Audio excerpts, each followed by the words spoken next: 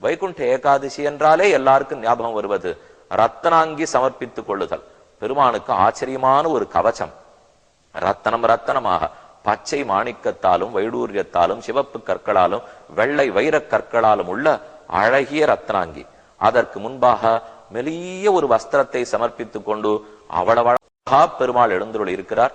பாயுநீர் அரங்கன் தன்னுள் பாம்பனை பள்ளி கொண்ட மாயனார் திருநன்மார்பும் மரகத உருவும் தோளும் தூய தாமரை கண்களும் துவரிதழ் பவள வாயும் ஆயசீர் முடியும் தேசும் அடியரோர் ககலலாமே என்று திருமாலையிலே பாடினார். அரங்க தரவணை மேய மாயனார் அரவின் அனமிஷ மேய மாயனார்னு திருப்பாணாழ்வாருடைய பாசம். அப்படி ரத்னாங்கி சமர்ப்பித்துக் கொள்கிறார் உற்சவர்.